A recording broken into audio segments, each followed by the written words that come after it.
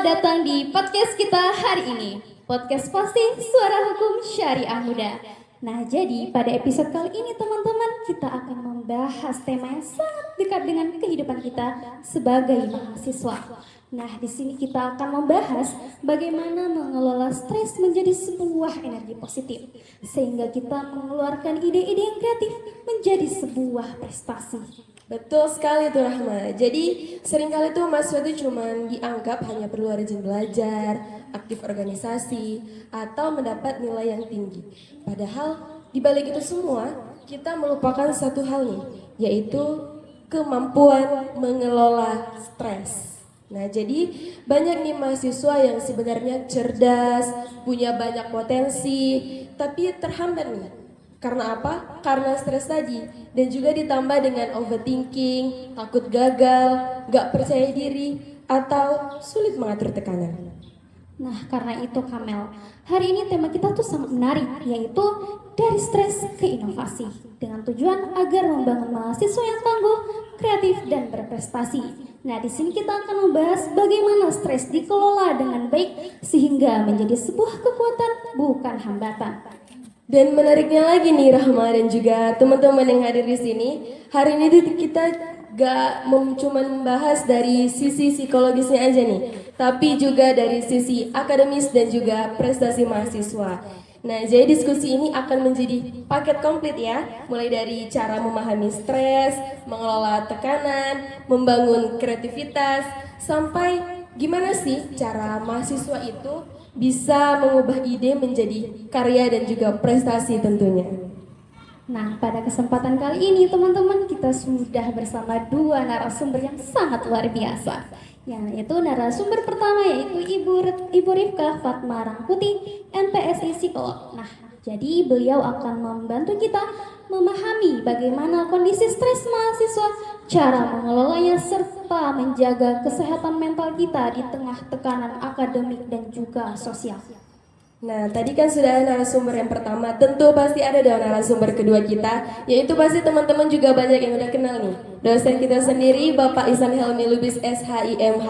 Nah, beliau ini akan membahas gimana cara mahasiswa itu dapat membangun kebiasaan berprestasi, mengembangkan kreativitas, serta mengubah ide-ide kita menjadi karya yang bermanfaat.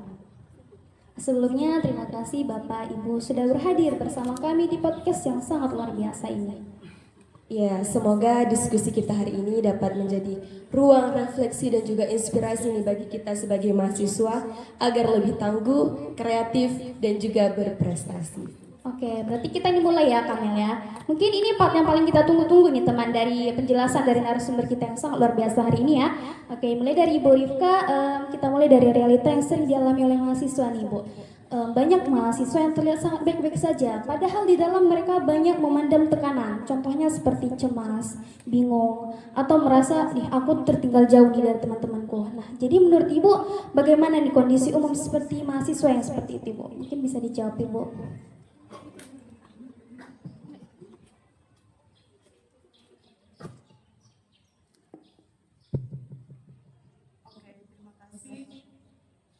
Kalau berbicara tentang kondisi mahasiswa sekarang ya, sebenarnya kalau secara tuntutan rasanya secara umum sama aja sih dengan tuntutan mahasiswa sebelumnya.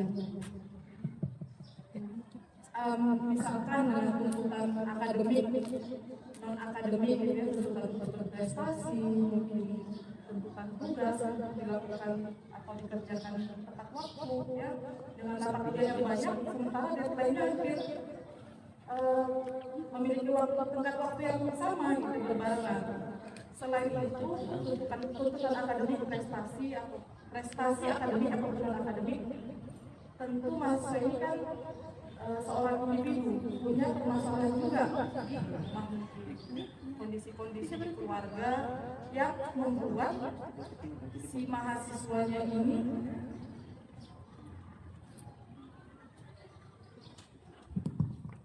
Oke, jadi selain mahasiswa tadi kan tuntutannya tidak hanya di kampus saja, tidak hanya di lingkungan akademik saja, tapi kita punya keluarga. Mungkin di rumah itu ada permasalahan finansial, kemudian juga ada tuntutan-tuntutan yang besar dari orang tua, sehingga si mahasiswa ini tidak hanya menghadapi tuntutan akademik, tapi juga dituntut untuk bisa mengelola stres atau permasalahan di luar kampus. Nah, yang membedakan mungkin ya dengan permasalahan atau tuntutan mahasiswa di zaman sekarang ini tentu internet. Itu yang membedakan, yang membuat permasalahan sekarang itu jadi jauh lebih kompleks. Sekarang kita dihadapkan dengan era digitalisasi di mana arus informasi itu sangat deras. Artinya kita mempunyai kemudahan-kemudahan untuk mengakses informasi. Kemudian apapun informasi yang kita butuhkan bisa dapat lebih cepat. Tapi di sisi yang lain kan arus informasi yang terlalu deras ini juga membuat kita jadi rentan mengalami kejenuhan. Terlalu banyak paparan informasi. Kita bangun pagi, kebayang ya, dulu bangun pagi orang ambil wudhu, sholat. Sekarang kita bangun pagi itu ambil HP, dalam waktu 15 menit, 30 menit kita udah tahu tuh kejadian apa yang terjadi di seluruh dunia. Nggak cuman yang terjadi di sekitar kita. Jadi sejam 2 jam di awal saja, di awal hari, kita sudah stres duluan, sudah burn out gitu. Nah, itu yang pertama. Yang kedua, kemudahan informasi tadi, kemudahan paparan dengan informasi-informasi yang ada di luar kehidupan kita, itu membuat kita juga rentan mengalami perbandingan sosial dengan orang lain. Saya kasih contoh ya. Dulu kita ketika jadi mahasiswa, mungkin saya atau dosen-dosen yang di sini gitu. Ketika jadi mahasiswa, perbandingannya itu biasanya dengan anak tetangga, dengan teman sebaya, teman sekelas, ya enggak? Misalkan kita punya tetangga yang prestasinya lebih bagus atau kondisi fisiknya lebih bagus misalkan dibanding kita. Nah, itu kita dibandingkan orang tua dengan mereka. Sekarang perbandingan sosial itu tidak cuma dengan orang-orang yang di sekitar kita secara realitas, tapi juga dengan teman sebaya yang notabene mungkin kita nggak kenal. Kebayangnya kita di usia 20 tahun, 22 tahun melihat orang dengan usia yang sama punya pencapaian-pencapaian yang wow gitu. Usia 23 tahun, under 30, udah punya rumah, sudah punya aset miliaran, sudah punya tabungan. Nah ini kan lama-lama membuat kita jadi merasa tertinggal gitu. Jadi kita ngikutin FOMO tuh, fearing of missing out gitu. Jadi aku ketinggalan nih dibanding teman-temanku yang lain. Padahal mungkin secara garis start aja sudah berbeda kita dengan mereka. Mungkin mereka punya privilege, sementara mungkin kita harus start dari minus, bukan dari nol lagi, dari minus gitu ya. Karena tadi kondisi-kondisi ekonomi orang kan berbagai macam. Ada dengan ekonomi yang fasilitas yang mumpuni, ekonomi yang baik, tapi ada juga dengan ekonomi yang rendah gitu. Jadi ya itu tadi, perbandingan sosial rentan membuat kita merasa tertinggal. Nah, ketika kita merasa tertinggal, muncul tuh cemas-cemas itu. Muncul perasaan, aku bisa nggak ya? Aku mampu nggak ya? Aku ketinggalan jauh nggak sih? Nah, pikiran-pikiran ini kalau terjadi terus-menerus, nanti lama-lama akan membuat kita jadi mempertanyakan worth-nya kita. Atau aku bernilai nggak sih dibanding temanku yang lain? Kok orang udah punya pencapaian, aku belum?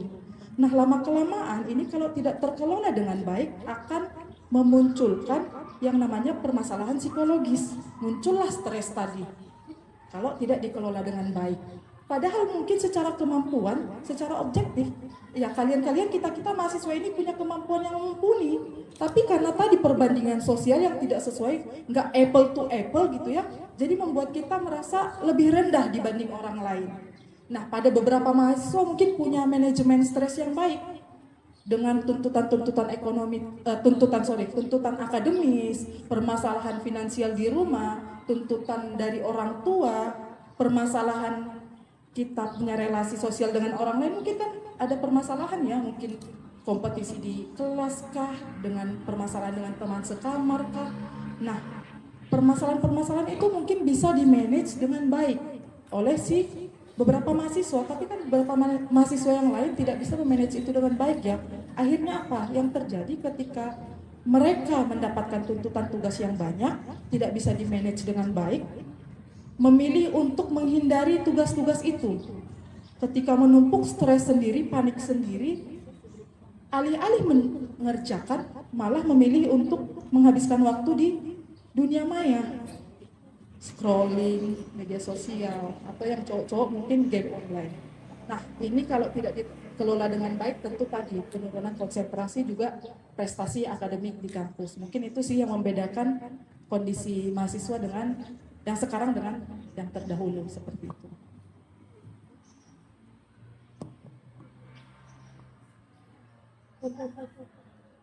Ibu, berarti dari kecemasan yang dialami oleh mahasiswa itu berarti dari pelanggaran kehidupan dan juga berbalik ke media sosial seperti itu.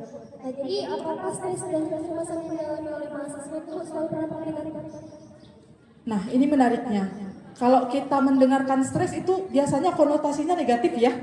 Kalau kita melihat perilaku teman kita yang aneh sedikit, itu kita langsung ngecap, ih stres tuh anak gitu. Jadi pikiran kita ketika kita melihat yang aneh, yang unik, yang berbeda dari yang normal, kita langsung ngecap stres.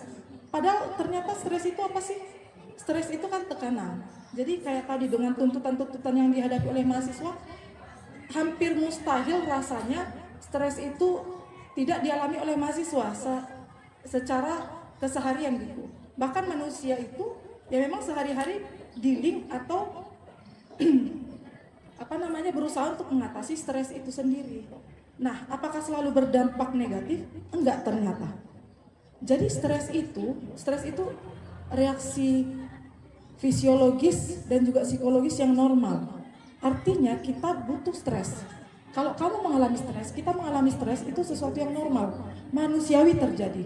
Yang jadi bermasalah itu ketika stresnya tidak dikelola dengan baik, terus menerus dialami oleh si mahasiswa, nanti jadi termanifestasi dan menjadi masalah psikologis seperti itu.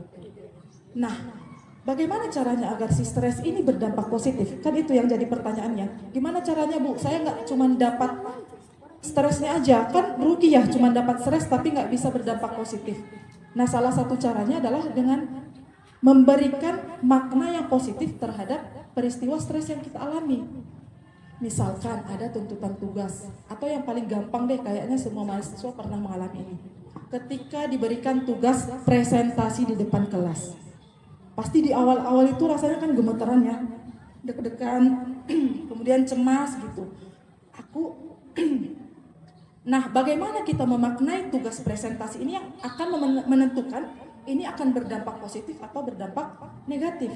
Kalau kita memaknai tugas presentasi ini sebagai sesuatu yang, aduh aku kayaknya nggak bisa deh, aku nggak mungkin mampu memahami pembelajaran ini, nggak mungkin aku bisa berdiri di depan kelas, aku kayaknya pasti gagal. Nah itu biasanya berdampak negatif. Akhirnya apa? Ketika kita presentasi jadinya kacau balau, jadinya yang awalnya kita sudah menghafal materi itu jadi buyar. Nah berbeda ketika kita memaknai presentasi itu sebagai sesuatu yang mendorong kita untuk mengembangkan diri kita lebih baik lagi. Misalkan kita ambil itu sebagai tantangan. Aku disuruh presentasi di depan kelas. Aku belum berpengalaman, tapi kalau aku berusaha untuk untuk menguasai materinya, pasti aku bisa berdiri dan mengerjakan tugas ini dengan baik. Akan aku presentasikan dengan baik, akan aku persiapkan pertanyaan-pertanyaan yang mungkin akan timbul besok. Akan aku persiapkan referensi-referensi yang mungkin akan relate dengan materiku ini. Nah itu kan dijadikan tantangan, akhirnya melakukan hal-hal positif yang akhirnya nanti berdampak positif. Jadi caranya untuk berdampak positif yaitu tadi, kita memaknai peristiwa. Jadi bukan peristiwa yang stressful itu yang penting, tapi bagaimana kita memaknai peristiwa itu, apakah sebuah ancaman ataukah sebuah tantangan, seperti itu sih. Ya, berarti stres itu tidak selalu berdampak negatif ya, Bu. Bisa menjadi sebuah positif itu tergantung kita untuk memaknai bahwa kita harus dapat memahami bahwa peristiwa yang terjadi itu kita harus dimaknai sebagai stres itu berdampak negatif ya, Bu. Nah, jadi Bu, yang terakhir nih, bagaimana cara sederhana agar mahasiswa bisa mengatasi? Untuk mengenali ya. Untuk mengenali stres itu sebenarnya kita lihat dari gejala-gejalanya aja. Biasanya kalau kita mengalami stres itu kan tadi saya sebutkan reaksi fisiologis yang ataupun psikologis yang manusiawi. Jadi kalau misalkan muncul tanda-tanda di fisiologis itu fisik ya. Misalkan tiba-tiba kita nggak pernah punya penyakit, tapi kok tiba-tiba nyeri ya di sendi-sendi nih. Padahal aku nggak ada aktivitas yang berlebihan gitu, nggak ada aktivitas yang bikin capek, tapi kok rasanya sendi nih sakit. Atau misalkan kok aku setiap disuruh presentasi rasanya jantungku berdetak lebih kencang ya. Atau kok jadinya jadi berkeringat dingin ya. Nah itu kalau dari fisiologisnya. Atau mungkin jadi tremor pada orang yang punya kecemasan tinggi, itu jadinya tangannya tremor tuh. Tremor tuh yang gemeteran ya, gemeteran. Padahal lagi nggak minum kopi, tangannya gemeteran. Atau dari reaksi psikologisnya bisa kita lihat dari pikiran, perasaan ataupun tindakan. Kalau kita lihat dari pikiran misalkan overthinking, berlebihan, overthinking. Kemudian kalau dari perasaan mungkin perasaan malu, perasaan takut, perasaan cemas berlebihan, mungkin sedih berkepanjangan. Nah itu yang sampai misalkan mengganggu pola makan. Yang biasanya dia banyak makan, tiba-tiba nggak nafsu makan. Atau sebaliknya, dia biasanya nggak suka makan, tapi ketika stres jadinya makan terus. Nah jadi jangan dipikir orang yang tiba-tiba berat badannya naik drastis itu dipikir orang yang bahagia ya. Bisa aja dia lagi mengalami stres tuh. Nah jadi mungkin bisa dilihat dari situ. Atau satu lagi yang paling sering terjadi nih, ya gangguan tidur. Kalau biasanya tidur kamu nyenyak-nyenyak saja berkualitas, tiba-tiba mengalami gangguan ketika ingin memulai tidur atau selama tidur, dan setelah tidur sudah tidur cukup rasanya tapi tetap lelah, oh berarti mungkin aku sedang tidak baik-baik saja. Seperti itu. Berarti Bu, stres itu kita bisa mengenalinya dengan cara-cara di luar hal-hal kita. Benar, benar. Iya, kalau kita lihat juga Mas Suhari ini memang menghadapi tekanan ya dari banyak arah, dari segala penjuru ya. Ada tekanan dari nilai, organisasi, keluarga, pertemanan, media sosial juga, atau bahkan tuntutan untuk cepat-cepat sukses. Kadang mahasiswa itu bukan hanya lelah secara fisik ya, tapi juga lelah secara mentalnya. Betul banget Bu. Belum juga banyak mahasiswa yang merasakan yang sedih, cemas, bingung, berarti diriku sedang lemah seperti itu. Padahal di dalam diri manusia ini kondisi stres itu harus dipahami, bukan dihindari. Ibu dari hal itu bagaimana nih mahasiswa seharusnya memandang kondisi stres ini? Oke, ketika mengalami stres itu yang pertama tentu kenali dulu. Jadi benar sekali tadi, ketika kita mengalami stres, jangan berusaha untuk ditekan atau jangan berusaha untuk dihindari. Justru stresnya itu dikenali, dirasakan. Ini aku lagi mengalami apa ya? Oh, aku cemas. Kenali dulu nih. Stres itu kan pasti ada perasaan yang muncul di situ. Aku lagi mengalami apa sih? Aku lagi mengalami cemas.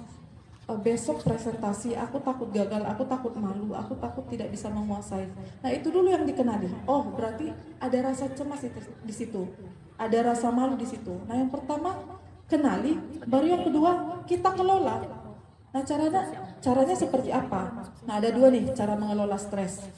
Stres itu kan biasanya terjadi yang pertama karena ada masalah. Yang kedua ada respon negatif atau tidak menyenangkan yang kita alami mengikuti ke permasalahan yang kita hadapi tadi. Jadi ada permasalahan, yang kedua ada respon yang kurang menyenangkan. Nah kita track dulu, coba kita telusuri yang mana kira-kira yang jadi akar masalahnya. Yang pertama misalkan masalahnya pada mahasiswa akhir ini biasanya stres menghadapi tugas akhir ya. Aduh gimana ya, kok nggak siap-siap nih skripsinya. Berarti permasalahannya adalah tugas akhir yang tidak selesai.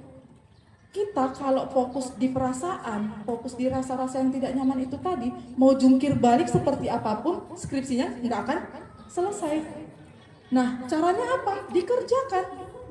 Jadi kalau pusing memikirkan memikirkan skripsi, caranya bukan berpikir tapi dikerjakan, ya. Solusinya adalah dengan cara mengerjakan. Nah selesai itu masalahnya. Tapi Bu, masalahnya kadang kan stres ini nggak bisa diubah masalahnya Bu. Contohnya misalkan ditinggal meninggal orang terdekat. Itu kan situasi-situasi yang menyedihkan ya. Mungkin mohon maaf, mungkin orang tua, mungkin saudara atau keluarga dekat. Nah, kan nggak mungkin Bu kita hidupkan lagi orangnya Bu, biar saya merasa lebih baik lagi, iya nggak? Nah, ketika permasalahannya tidak bisa kita utak-atik alias di luar kendali kita, maka yang bisa kita manage adalah respon kita, pendekatan kita terhadap masalahnya itu. Nah, emosinya lah yang dikelola jadinya seperti itu. Ya, analoginya mungkin kalau ke rumah ya, rumah yang atapnya bocor. Ya masalahnya mungkin di atapnya. Kalau atapnya ditambal ya selesai masalahnya. Ya. Tapi kalau misalkan permasalahannya yang sesuatu yang tidak bisa tidak bisa kita kendalikan, misalkan badai, itu kan badai, bencana alam tidak bisa kita kendalikan. Tapi pendekatan kita terhadap bencana alam itu yang bisa kita ubah, misalkan dengan menyiapkan payung sebelum hujan, misalkan seperti itu ya. Berarti cara kita memandang kondisi alam itu seperti permasalahan atau respon yang tidak menyenangkan ya Bu. Nah jadi Bu, banyak yang tidak bisa mengelola hal seperti itu. Dan itu Bu, yang menyebabkan adanya mengendalikan dan juga meredam. Apa Bu perbedaan antara memendam stres dan juga mengendalikan stres? Oke, mengendalikan dan memendam stres ya. Yang paling gampang sebenarnya kalau orang yang memendam stres itu ketika dia mengalami emosi-emosi yang tidak menyenangkan, misalkan marah, kesal, sedih, apalagi kecewa. Orang yang memendam biasanya akan cenderung menekan perasaan itu, seolah-olah perasaan itu tidak pernah terjadi. Udahlah nggak mau aku membahas itu, misalkan itu. Udahlah sedih, gak usah kita ceritakan yang masalah itu lagi, makin sedih aku nanti. Jadi seolah-olah kita melupakan.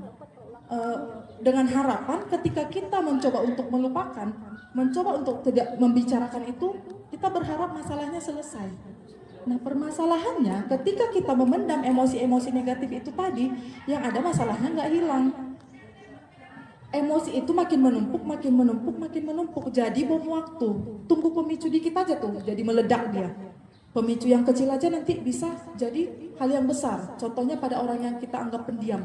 Biasanya orang pendiam itu kalau marah gimana? Meledak-ledak ya. Karena tidak terbiasa untuk memanage emosinya ketika mengalami emosi yang kurang menyenangkan. Nah bedanya dengan orang yang bisa mengelola emosi, yang pertama ketika mengalami emosi itu dia mengenali itu. Mengenali dan memvalidasi. Ya harus kita ingat bersama ya. Emosi yang kita rasakan itu tidak pernah salah. Emosi yang kita rasakan itu valid. Artinya nyata. Ketika kamu merasa sedih ditinggalkan oleh teman kamu, ya sedih itu nyata. Ketika kamu merasa tidak diperlakukan tidak adil dan kamu merasa marah, rasa marah itu nyata. Ketika kamu mendapatkan nilai yang buruk misalkan dari dosen-dosen ya, kamu sedih, kecewa. Kecewa itu nyata. Nggak bisa kita salahkan perasaan orang lain. Ya bisa saja kamu merasakan baik-baik saja, tapi saya merasakan itu sesuatu yang mengecewakan. Sah-sah saja. Yang salah itu adalah bagaimana kita merespon terhadap si perasaan itu tadi. Ada orang ketika marah jadinya membanting pintu, jadinya melabrak dosen, jadinya curhat di media sosial, menggunakan bahasa-bahasa yang tidak sopan gitu. Nah, respon terhadap emosinya yang harus dikendalikan. Kalau respon emosinya itu memang harus divalidasi, harus disadari, harus dikasih nama. Nah, dengan cara dikasih nama nanti barulah kita bisa mencari penyelesaian berikutnya seperti itu. Nah, jadi itu tergantung kepada respon kita terhadap stres yang kita alami itu. Nah, mungkin yang paling baik itu adalah kita dapat mengendalikan dari stres yang kita alami, tidak memendamnya ya Bu. Karena mungkin kalau kita memendam rasa stres yang kita alami itu secara terus-menerus akan berdampak. Oke, sekarang kita masuk ke bagian yang lebih praktis nih. Banyak nih sebenarnya mahasiswa itu punya banyak tekanan, tapi belum tahu nih gimana cara mengelolanya. Akhirnya tekanan itu membuat mereka jadi nggak produktif, mudah menyerah, bahkan kehilangan motivasinya. Nah, ini kita dulu ya Bu, kita untuk sesi nanti kita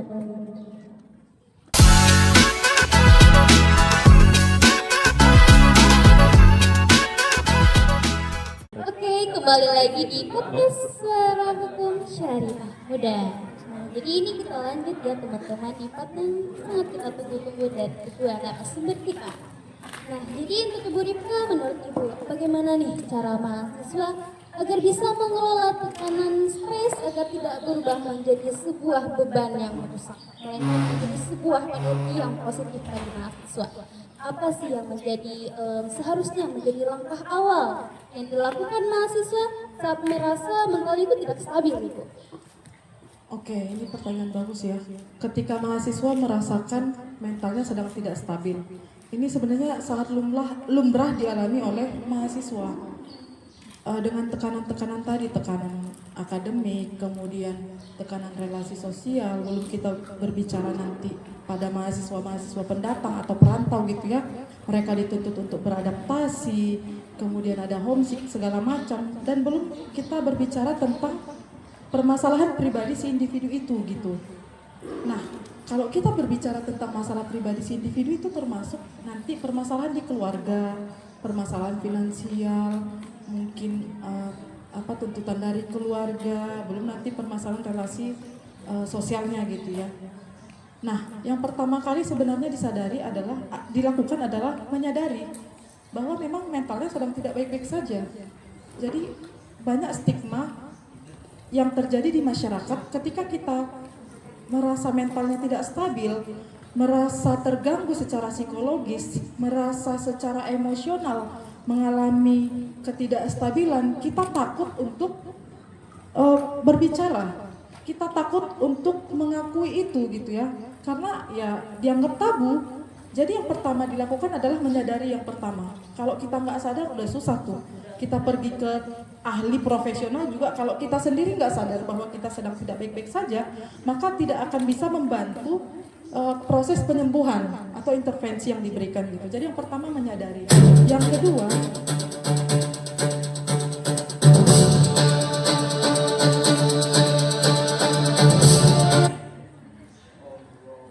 oke, saya lanjutkan kembali. Yang kedua, ketika kita sudah menyadari bahwa mental kita ini sedang tidak baik-baik saja gitu ya, secara psikologis ada tekanan-tekanan, maka yang kedua adalah kita cari teman untuk kita bisa merilis emosi, mengeluarkan emosi-emosi yang tidak menyenangkan tadi. Jadi jangan dipendam. Kalau ada teman terdekat yang dipercaya, udah curhat aja, keluarin unek-uneknya gitu ya. Gimana caranya kalau nggak punya teman dekat atau nggak percaya sama orang lain? Ambil notes-nya, ambil catatan gitu ya, buat journaling. Tuliskan apa yang kamu pikirkan, apa yang kamu rasakan, apa yang membuat kamu mungkin merasa sedang tidak nyaman, saat itu dituliskan di situ. Jadi diekspresikan. Jadi journaling itu membantu kita untuk menjernihkan pikiran kita. Kalau masalahnya di kepala kita terus, itu kita juga bingung, ini kok kayak benang kusut ya, nggak bisa diurai satu persatu. Tapi ketika itu dituliskan, itu dituangkan menjadi tulisan atau itu diucapkan kepada orang lain, at least mungkin belum selesai masalahnya, tapi dengan kita rilis emosinya, minimal nggak terpendam tuh emosi-emosi negatifnya di dalam diri kita. Nah, apalagi kita sebagai umat yang beragama ya, umat muslim, kita ada ibadah, bisa sholat, bisa zikir. Nah, berdasarkan penelitian nih, ternyata zikir itu mirip, atau bukan mirip, malah efeknya sama dengan relaksasi. Artinya ketika kita melakukan zikir itu kan repetitif ya, subhanallah, subhanallah, subhanallah gitu. Frekuensinya ketukannya itu kan cenderung mirip, monoton dia. Jadi karena repetitif itu biasanya lebih meng-cooling down sistem saraf kita. Jadi yang biasanya cemas tadi jadi lebih kalem, lebih terkendali, lebih tenang gitu. Jadi itu mungkin beribadah, berolahraga itu penting juga. Berolahraga ini nggak harus nge-gym ya, nggak harus mengeluarkan duit. Kalau kita ada lapangan di depan rumah, udah jalan aja, jalan kaki atau lari, atau misalkan berolahraga squat misalkan, atau plank untuk yang perempuan atau laki-laki gitu ya. Jadi melakukan aktivitas-aktivitas yang membuat kita senang. Salah satu caranya juga ya dengan cara mencari hobi. Hobi itu kan kegiatan yang membuat kita senang ya, gembira gitu. Itu sih. Gitu ya Bu. Tapi gimana kalau misalnya kita ini lagi di fase stres nih kan Bu, ada permasalahan dari keluarga, dari finansial juga. Tapi di sisi lain kita juga banyak kesibukan nih Bu. Jadi nggak sempet untuk jurnalin atau curhat sama teman, itu jadi gimana? Nah, artinya kamu belum memprioritaskan tuh kesehatan mentalnya kamu, ya. ini yang sering terjadi juga di mahasiswa itu karena tuntutan produktivitasnya kan tinggi ya. Kita dituntut untuk selalu aktif, selalu hadir, selalu muncul, selalu eksis. Nggak cuma di perkuliahan tapi juga di organisasi. Akhirnya tuh kita tampak produktif kalau kita nampak hadir wujudnya gitu.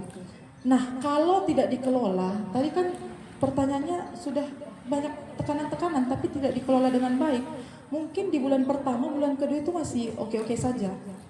Tapi tinggal tunggu waktu kita meledak itu. Ya. Nah, itu tadi nanti jadinya memaksakan diri. Mungkin di awal tampak produktif, tapi produktif ketika tidak bisa dilakukan secara berkelanjutan, ujungnya kan kontraproduktif justru. Malah tidak menghasilkan sesuatu yang bermanfaat. Ujung-ujungnya merugikan diri sendiri. Jadi yang gampang saja mungkin tidak sempat journaling, cari teman. Sekedar curhat, sekedar bertukar pendapat, bertukar pikiran. Minimal masalahnya tidak disimpan sendiri. Nah, berarti Bu, menurut itu dukungan dari teman, keluarga atau dosen mungkin Bu, itu sangat berpengaruh juga ya Bu untuk kesehatan mental lah terutama. Oke, kalau kita berbicara dukungan sosial, support system ya, ini salah satu yang punya peran sangat besar dalam proses pemulihan mahasiswa atau individu yang mengalami masalah-masalah psikologis. Kebayang ya, ketika seseorang itu mengalami masalah psikologis, salah satu faktor penentu kesembuhannya itu, potensi kesembuhannya tinggi itu adalah faktor dukungan dari sosial.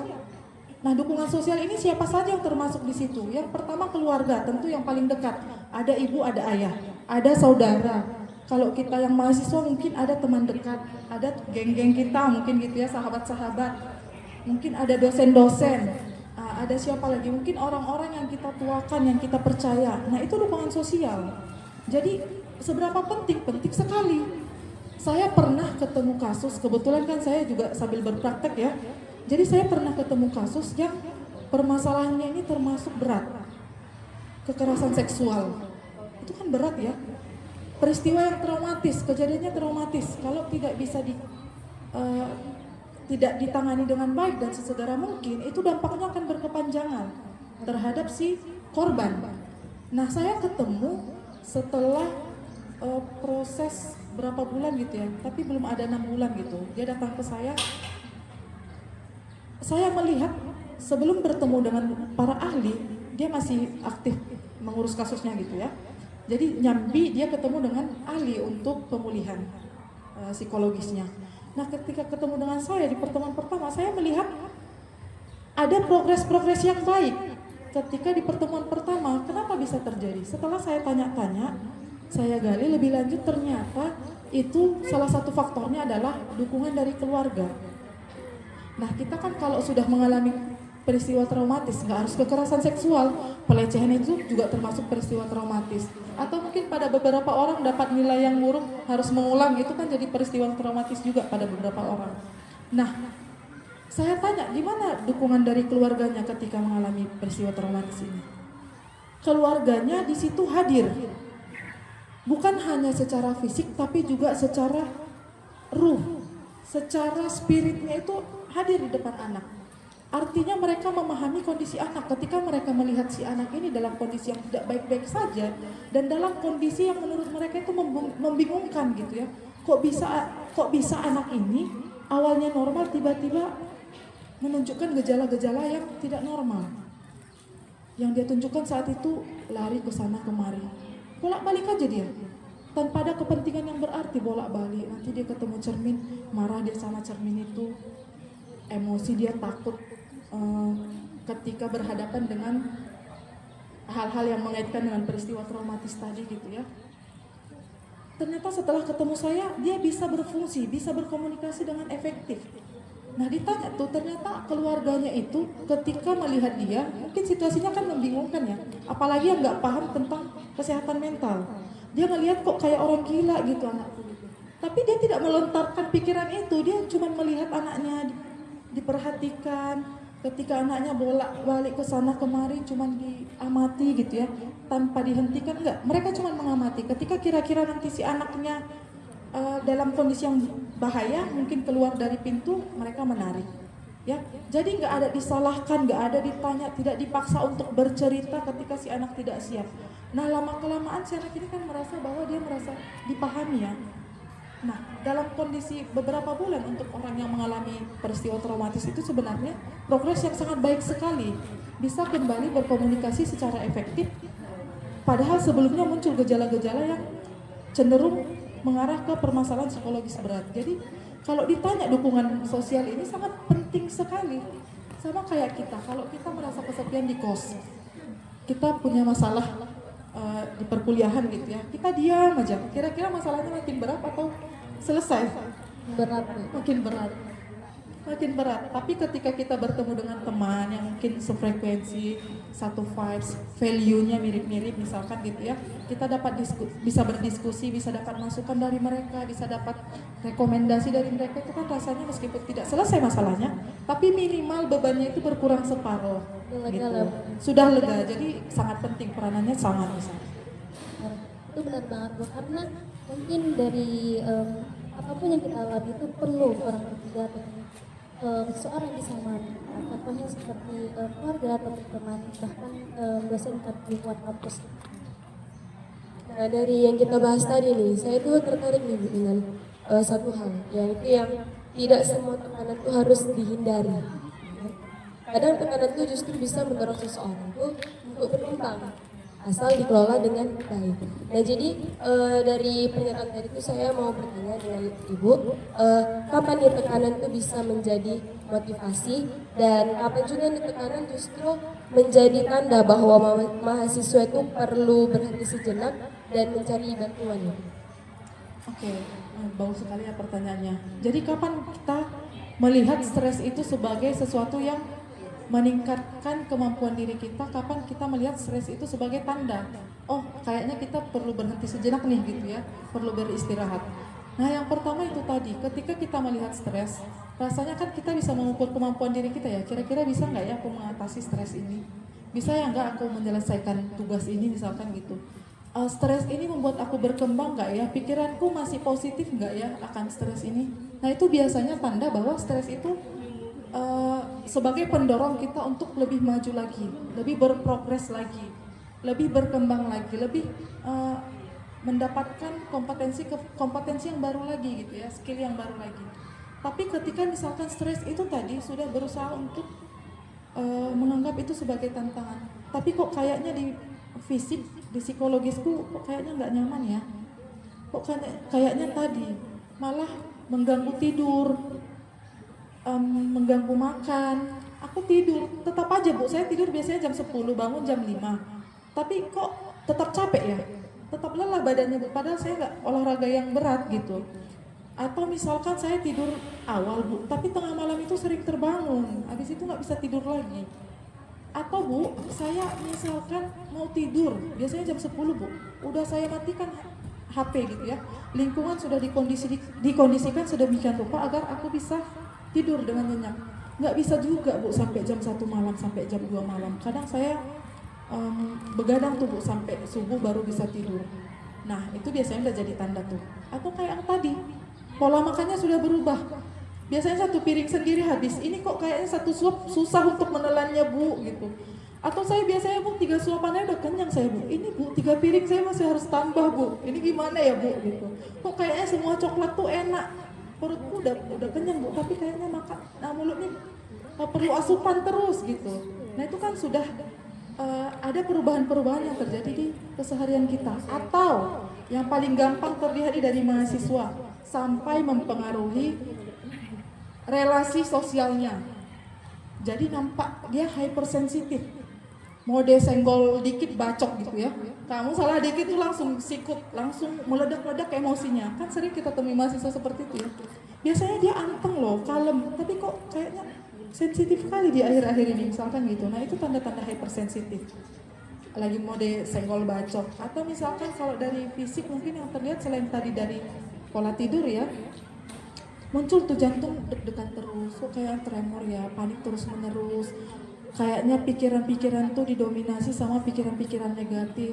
Apa aja yang terjadi kayak ngelihat orang bahagia aja rasanya kita sinis gitu. Kayak ngelihat orang berbisik-bisik aja rasanya kita yang dicakapin orang itu gitu ya. Kayak kita ngelihat orang progresnya lebih baik, misalkan tugasnya dikumpul lebih cepat. Ih, habis sekali si kawan itu gitu. Ya, padahal mungkin ya kita biasanya nggak seperti itu, tapi sudah muncul perubahan-perubahan yang terjadi di kehidupan sehari-hari. Nah, biasanya itu sudah mulai gejala-gejala tuh. Kalau kita butuh kayaknya nggak mempan curhat, kayaknya aku butuh ahli sih gitu ya. Oke Bu. Kalau misalnya kan Bu, kita ini udah tahu nih gejala-gejala stres kita ya kan Bu. Terus nggak kita dengar kan? Terus setelah karena banyak kegiatan dan Bu sibuk jadi nggak bisa lah mengelola stres ini. Terus dia itu Bu jatuh sakit. Apakah sakit itu merupakan dampak akibat dia tidak mendengar stres itu tadi Bu? Nah, good point ya.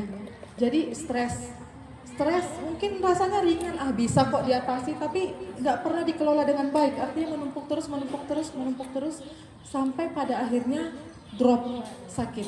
Itu kira-kira karena stres atau memang karena fisik? Nah, kalau di psikologi itu biasanya cek dulu ya ke tenaga kesehatan, cek dulu ke dokter. Kira-kira ada masalah nggak ya? Kok kayaknya aku rasanya panas terus, rasanya jantungku deg-degan. Dicek dia di jantungnya, aman kok ritme jantungnya, nggak ada masalah. Ini perutku selalu mual, selalu kembung, aman kok, nggak ada asam lambung misalkan gitu ya. Atau kepalaku nih pusing terus Bu, coba cek entah apa yang terjadi kepalaku Bu. Oh, dicek aman-aman aja kok, hasil medical check up-nya sehat gitu. Nah, biasanya kalau udah seperti itu, nah kita butuh tuh psikolog atau psikiater mungkin ya. Jadi butuh tenaga ahli. Jadi jangan salah ya, stres itu termanifestasi menjadi masalah serius, tidak selalu harus mengalami stres atau kejadian-kejadian yang besar terlebih dahulu. Bisa loh dia karena stres yang dialami sehari-hari, tapi karena menumpuk terus tidak dikelola dengan baik, jadinya termanifestasi menjadi bukan hanya masalah psikologis, tapi menjadi gangguan psikologis. Ya, jadi gangguan psikologis yang awalnya masalahnya sebenarnya mungkin sepele, kita anggap ringan, tapi karena tidak dikelola dengan baik, terwujudlah dia dalam gangguan psikologis yang berat. Atau tadi lebih parah lagi, termanifestasikan dalam fisik. Nyeri banget tuh, rasanya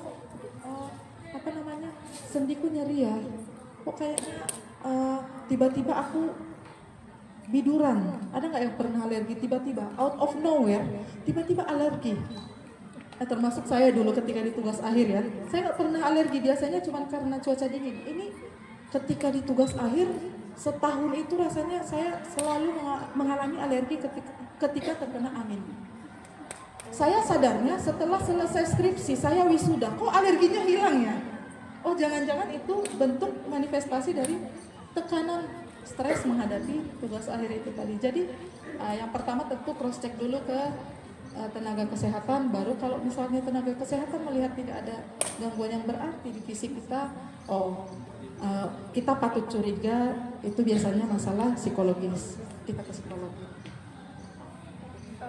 Satu lagi nih Bu, kalau misalnya kan udah adanya cek nih ke medical check up gitu kan Bu, terus ternyata psikologisnya dia merasa psikologisnya terganggu, tapi kan banyak nih dari masyarakat bahwasanya, oh kamu ke psikolog ya, kamu gila ya gitu ya Bu. Gimana Bu cara meyakinkan diri biar nggak dengar orang lain gitu?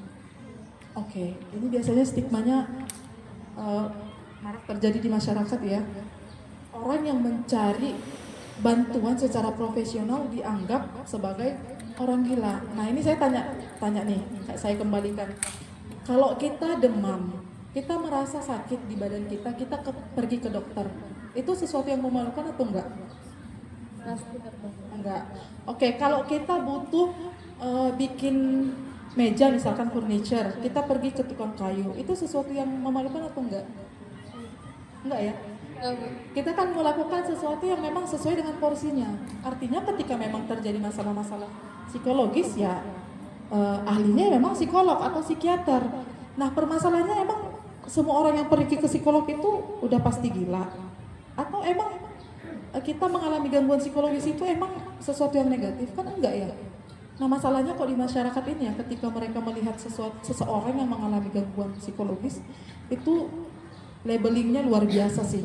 Dibilang kurang ibadah lah, dibilang yang hidupnya berantakan lah, nggak punya masa depan lah, dianggap jadi, apalagi kalau perempuan dianggap itu jadi minus gitu ya. Ih, udah pernah dia ke psikolog, masih mau kau melamar dia misalkan. Padahal itu kan ya masalah-masalah psikologis itu sama dengan masalah fisik. Bedanya kalau di fisik itu ada di tubuh kita. Nah, psikologis ini tampak di kejiwaannya kita. Jadi biasanya stigma yang negatif seperti itu rentan keluar dari mulut-mulut mungkin ya mohon maaf generasi milenial, generasi yang sebelumnya. Kalau Gen Z sekarang, Gen Alpha kan kayaknya udah melek kesehatan mental ya. Justru kalau saya lihat ada gerakan ketika seseorang itu pergi mencari bantuan profesional, ada rasa bangga karena mereka aware dengan kesehatan mentalnya mereka. Jadi nggak semua orang yang pergi ke psikolog itu orang yang mengalami gangguan psikologis. Bisa aja dia ngecek kesehatan psikologisnya dia, atau malah untuk mengembangkan karirnya dia lebih lagi, atau kesehatan mental yang sudah sehat dia mau mengaktualisasikan potensinya lebih lagi seperti itu.